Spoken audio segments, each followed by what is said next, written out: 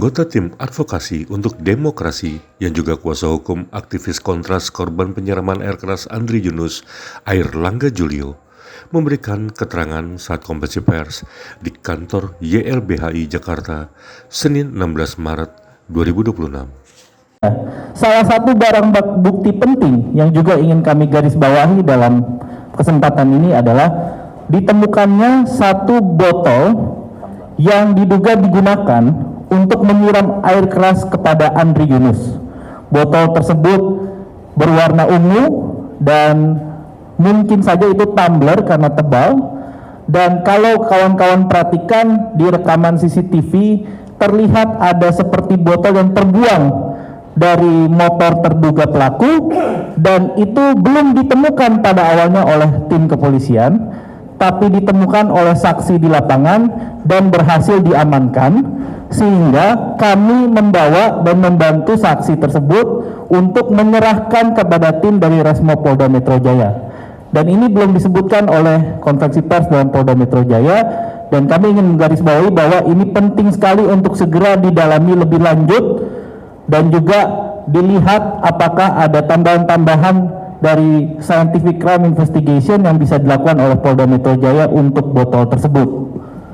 Berikutnya kawan-kawan, kami ingin menekankan dari beberapa bacaan tim investigasi kami dan juga dari konferensi pers Polda Metro Jaya tadi dapat dilihat beberapa hal. Pelaku yang melakukan penyiraman air keras itu kemudian melawan arah, dan ketika melawan arah kembali dan dia melintas di depan RSCM, disampaikan dia melawan arah juga ke arah Megaria, begitu ya. Dan disampaikan juga diduga polisi telah menemukan helm pelaku. Dari dua hal tadi, pertama botol yang kemungkinan dibuang oleh pelaku, dan pelaku yang melepas helm dan melawan arah dan mengemudi dengan cepat, kami menduga bahwa pelaku mungkin saja juga terluka karena air keras sendiri yang dia siram. Jadi kami ingin menekankan kepada aparat penegak hukum juga segera mencari tahu informasi lebih detail terkait hal ini dan memeriksa semua fasilitas medis atau tenaga-tenaga medis yang mungkin punya kemampuan untuk secara diam-diam mencari cara untuk menyembuhkan pelaku.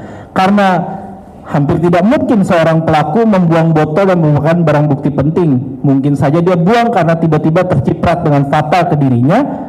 Dan apa sebabnya dia membuang helmnya sendiri? Kalau tidak, mungkin saja helmnya juga kena air keras dan melukai kepalanya. Masa iya dia melepas helm sehingga dia terpapar terhadap resiko dilihat oleh CCTV? Itu hampir mustahil rasanya kami bayangkan. Jadi kami menduga dengan kuat, kesimpulan kami, pelaku mungkin saja terluka juga karena air kerasnya sendiri yang dia siram.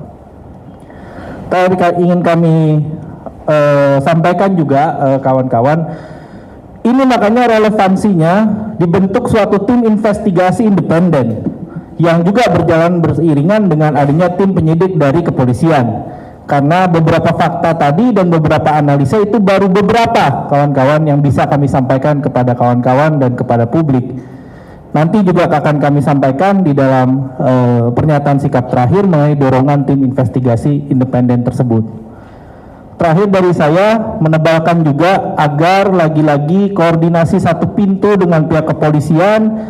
Tadi saya sudah ceritakan dari awal, ada tim dari Polrestro Jakarta Pusat, kemudian ada tim dari Polda Metro Jaya, dan petugas yang berbeda-beda menanyakan berbagai barang bukti dan keterangan kepada kami.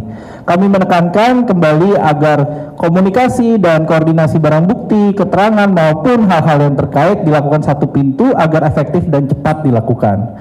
Dan kami sedari awal selalu kooperatif, sedari awal selalu memiliki inisiatif, terbukti dari kami juga mendorong laporan model A. Dan sampai saat ini juga kami juga sedang mendampingi saksi yang sedang diperiksa. Begitu singkat dari saya, silakan dikembalikan. Jangan lupa subscribe ya.